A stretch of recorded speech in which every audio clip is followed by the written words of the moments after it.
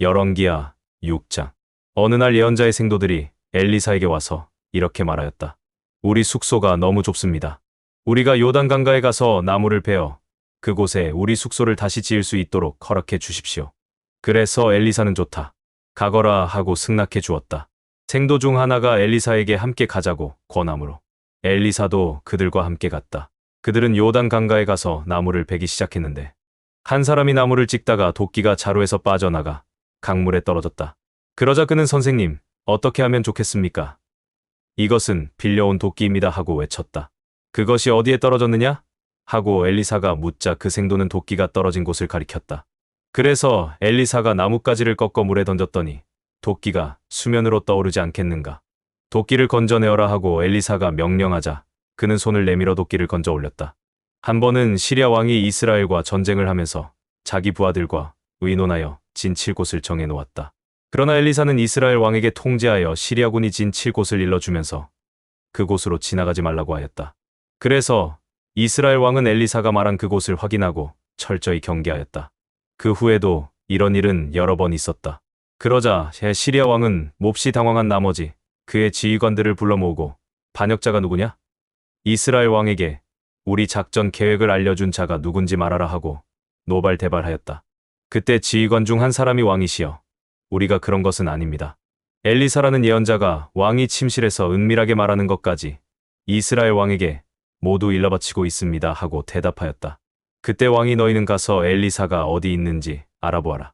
내가 사람을 보내 그를 잡아오도록 하겠다 하자 한 사람이 엘리사가 도단에 있습니다 하고 대답하였다. 그래서 왕은 말과 전차와 많은 병력을 보냈는데 그들은 밤에 도착하여 그 성을 포위하였다. 다음 날 아침 엘리사의 사환이 일찍 일어나 밖으로 나가보니 말과 전차를 갖춘 군인들이 성을 포위하고 있었다. 그러자 그 사환은 엘리사에게 주인님, 이제 우리는 어떻게 해야 좋습니까? 하고 외쳤다. 그때 엘리사는 두려워하지 말아라. 우리와 함께한 군대가 그들의 군대보다 더 많다 하고 이렇게 기도하였다. 여호와여, 이 사환의 눈을 열어서 보게 하소서. 그래서 여호와께서는 그 사환의 눈을 열어주셨는데 그가 보니 불말과 불수레가 온 산에 가득하여 엘리사를 둘러싸고 있었다. 시리아군이 공격해올 때 엘리사가 여호와여, 저 사람들의 눈을 어둡게 하소서 하고 기도하자 여호와께서 그들의 눈을 어둡게 하셨다. 그때 엘리사가 그들에게 말하였다. 너희는 길을 잘못 들었다. 이곳은 너희가 찾는 성이 아니다. 나를 따라오너라. 내가 너희를 안내하여 너희가 찾는 그 사람에게 데려다 주겠다. 그러고서 엘리사는 그들을 사마리아로 데려갔다. 그들이 사마리아 성에 들어갔을 때 엘리사가 여호와여, 이 사람들의 눈을 열어서 보게 하소서 하고 기도하자 여호와께서 그들의 눈을 열어주셨다. 그러자 그들은 자기들이 사마리아 성 안에 와 있는 것을 알게 되었다. 이스라엘 왕은 시리아군을 보고 엘리사에게 내가 이들을 죽일까요? 하고 물어보았다. 그러자 엘리사가 그건 안 됩니다. 칼과 활로 생포한 전쟁포로도 아닌데 어떻게 죽일 수 있겠습니까?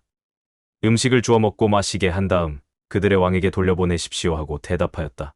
그래서 왕이 그들을 위해 큰 잔치를 베풀자 그들은 실컷 먹고 마신 다음 자기들의 왕에게 돌아갔다. 그 이후로 얼마 동안 시리아군은 이스라엘을 침략하지 않았다. 얼마 후에 시리아의 베나다스 왕이 자기의 전군대를 이끌고 와서 사마리아 성을 포위하였다. 그 결과 성 안에 식량이 부족하여 당나귀 머리 하나 값이 은 912g이었고 비둘기 똥 한 호배의 은 약 34g이었다. 어느 날 이스라엘 왕이 성벽 위로 걸어가자 한 여자가 외쳤다. 임금님, 좀 도와주세요. 여호와께서 도우시지 않으면 어떻게 내가 너를 돕겠느냐? 나에게는 너를 먹일 곡식이나 포도주가 없다. 그런데 무슨 일이냐? 일전에 이 여자가 하루는 내 아들을 잡아먹고 다음 날은 자기 아들을 잡아먹자고 제의하기에 우리는 먼저 내 아들을 삶아 먹었습니다. 그런데 다음 날 내가 이 여자의 애를 잡아먹자고 했으나 이 여자는 자기 아이를 숨겨버리고 말았습니다. 왕은 이 말을 듣고 비통한 나머지 자기 옷을 찢었다. 그가 성벽 위로 지나갈 때 백성들이 그 찢어진 옷 사이를 보니 속에 삼배 옷을 입고 있었다. 그때 왕은 내가 오늘 사밧의 아들 엘리사의 목을 치지 않으면 하나님이 나를 쳐서 죽이시기를 바란다 하고 외쳤다. 그러고서 그는 사람을 보내 엘리사를 데려오라고 명령하였다. 한편 엘리사는 자기 집에서 이스라엘의 장로들과 함께 앉아 이야기를 주고받고 있었다. 왕이 보낸 사람이 도착하기 전에 엘리사는 장로들에게 이렇게 말하였다. 이 살인자가 나를 죽이려고 사람을 보냈소. 그가 도착하면 당신들은 문을 닫고 그를 안으로 들어오지 못하게 해주시오. 왕이 곧 그를 뒤따라올 것이오. 엘리사가 미처 말을 끝내기도 전에 왕이 보낸 그 사람이 도착하였고 왕도 곧 그를 뒤따라와서 이렇게 말하였다. 이 재앙은 여호와께서 내리신 것인데 어떻게 내가 여호와의 도움을 기대할 수 있겠는가? 디모데전서 3장. 여기에 믿을 만한 말이 있습니다. 감독의 직분을 얻고자 하는 사람은 선한 일을 사모한다는 것이 바로 그것입니다. 그러므로 감독은 책망할 것이 없고 한 아내의 남편이어야 하며 절제할 줄 알고 신중하며 단정하고 남을 잘 대접하고 잘 가르치는 사람이어야 합니다.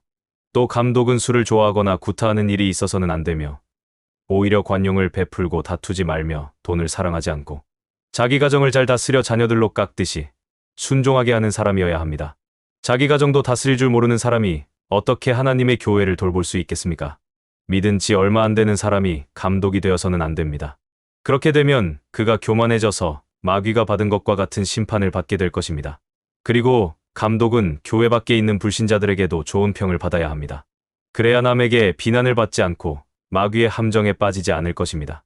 이와 같이 집사들도 단정하고 한 입에 두 말을 하지 않으며 술을 좋아하지 않고 더러운 이익을 탐내지 않으며 깨끗한 양심에 믿음의 비밀을 가진 사람이어야 합니다.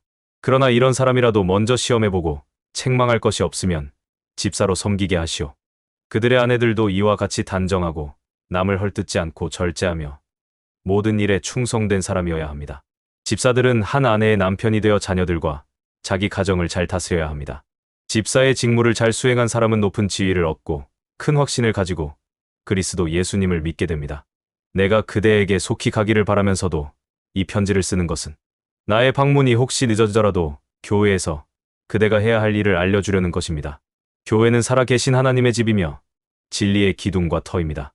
경건의 비밀은 정말 놀랍습니다. 이것을 부정할 사람은 아무도 없습니다. 그리스도는 육신으로 나타나셔서 영으로는 의롭다는 것이 입증되셨습니다. 그리고 천사들에게 보이셨고 모든 민족에게 전파되셨으며 온 세상 사람들의 믿음의 대상이 되셨고 영광 중에 하늘로 올라가셨습니다. 다니엘 10장. 페르시아의 키루스 황제 3년에 벨드사살이라고 불려진 나 다니엘은 한 계시를 받게 되었다. 그 말씀은 참된 것으로 큰 전쟁에 관한 것이었는데 나는 그 말씀과 환상을 이해할 수 있었다. 그때 나는 3주일 동안 슬퍼하며 좋은 음식과 고기를 먹지 않고 포도주를 입에 대지 않았으며 전혀 기름을 바르지 않았다. 그해 1월 24일에 나는 티그리스 강변에 서 있었다. 그때 내가 보니 가는 모시 옷을 입고 순금띠를 두른 어떤 사람이 내 앞에 나타났다. 그의 몸은 번쩍번쩍 광택이 났으며 그의 얼굴은 번개처럼 빛났고 그의 눈은 타오르는 횃불 같았으며 그의 팔다리는 광택나는 구리처럼 빛났고 그의 음성은 큰 군중의 소리와도 같았다. 이 환상을 본 사람은 나 혼자뿐이었다. 나와 함께 있던 사람들은 아무것도 보지 못했는데도 공포에 사로잡혀 달아나 숨었다. 그래서 나 혼자 남아 이 놀라운 환상을 보게 되었다. 그때 나는 몸에 힘이 빠지고 얼굴이 창백하여 쓰러질 것만 같았다. 나는 그의 음성을 듣는 순간 얼굴을 땅에 대고 엎드린 채 의식을 잃고 말았다. 한 손이 나를 어루만지며 일으켰으나 나는 손과 무릎을 땅에 대고 다시 떨기 시작하였다. 그때 그가 나에게 이렇게 말하였다. 하나님의 은총을 크게 받은 다니엘아, 일어나 내가 너에게 하는 말을 잘 들어라. 하나님께서 나를 너에게 보내셨다. 내가 떨면서 일어서자 그가 다시 나에게 말하였다. 다니엘아, 두려워하지 말아라. 내가 깨달음을 얻기 위해 내 하나님 앞에서 자신을 낮추려고 결심한 첫날부터 하나님은 내 기도를 들으셨다. 그래서 내가 내 기도의 응답으로 여기까지 왔다. 페르시아 제국을 지배하고 있는 강한 악령이 21일 동안 내 길을 막았으나 천사장 중에 하나인 미가엘이 와서 나를 도와주었으므로 내가 페르시아를 지배하고 있는 이 악령들을 물리치고 올 수 있었다. 이제 내가 여기에 온 것은 앞으로 내 백성에게 일어날 일을 말해주기 위해서이다. 이것은 먼 훗날에 이루어질 일이다. 그가 이 말을 할 때 내가 땅만 바라보고 아무 말이 없자 사람처럼 생긴 그 천사가 내 입술을 어루만져 주었다. 그래서 나는 그에게 이렇게 말하였다. 내 주여, 내가 이 환상 때문에 고민하다가 기력이 쇠약해졌습니다. 나 같은 종이 감히 어떻게 내 주와 말할 수 있겠습니까? 나는 힘이 없어 숨도 제대로 쉬지 못할 정도입니다. 그가 다시 나를 어루만지고 힘을 주며 하나님의 은총을 크게 받은 사람아, 두려워하지 말아라. 마음을 편안하게 가지고 힘을 얻어라 하였다. 그때 내가 곧 힘을 얻어 내 주여, 주께서 나에게 힘을 주셨으니 이제 말씀하소서 하자. 그는 나에게 이렇게 말하였다. 너는 내가 너에게 온 이유를 아느냐? 그것은 진리의 책에 기록된 것을 너에게 말해주기 위해서이다. 이제 나는 돌아가서 페르시아를 지배하고 있는 악령과 싸워야 한다. 내가 가면 그리스를 지배하는 악령이 나타날 것이다. 나를 도와 그들을 대적하게 할 자는 이스라엘의 수호 천사인 미가엘밖에 없다. 시편 119편 1장에서 24장. 그 응 없이 여호와의 법대로 사는 자는 복이 있다. 여호와의 명령에 순종하고 그를 진심으로 찾는 자는 복이 있다. 그들은 악한 짓을 하지 않고 여호와의 뜻대로 사는 자들이다. 여호와여, 주는 우리에게 주의 법을 주시고 그것을 충실히 지키라고 말씀하셨습니다. 그러므로 내가 주의 법을 지키는데 성실하게 하소서. 내가 주의 모든 명령을 잘 살피면 수치를 당하지 않을 것입니다. 내가 주의 의로운 법을 배울 때 순수한 마음으로 주께 감사하겠습니다. 내가 주의 법에 순종하겠습니다. 나를 아주 버리지 마소서. 청년이 어떻게 깨끗한 마음으로 살 수 있겠습니까? 다만 주의 말씀에 따라 사는 길밖에 없습니다. 내가 진심으로 주를 찾았으니 주의 계명에서 떠나지 않게 하소서. 내가 주께 범죄하지 않으려고 주의 말씀을 내 마음에 간직하였습니다. 찬양을 받으실 여호와여, 주의 법도를 나에게 가르치소서. 내가 주의 모든 법을 큰 소리로 낭독하며 주의 명령에 따르는 일을 많은 재산을 소유하는 것보다 더 즐거워합니다. 내가 주의 교훈을 묵상하며 주의 가르치심을 신중하게 살핍니다. 내가 주의 법을 즐거워하고 주의 말씀을 잊지 않겠습니다. 주의 종에게 은혜를 베푸소서. 그러면 내가 살아서 주의 말씀을 지키겠습니다. 내 눈을 열어 주의 법에서 놀라운 진리를 보게 하소서. 나는 이 땅의 나그네에 불과합니다. 주의 계명을 나에게 숨기지 마소서. 내가 항상 주의 법을 사모하다가 지칩니다. 주는 교만하여 저주받은 자와 주의 명령에 불순종하는 자를 책망하십니다. 내가 주의 말씀을 지켰으니 내가 조소와 멸시를 당하지 않게 하소서. 통치자들이 함께 앉아 나를 칠 음모를 꾸미고 있으나 나는 주의 말씀을 묵상합니다. 주의 교훈은 나의 즐거움이요 나의 상담자입니다.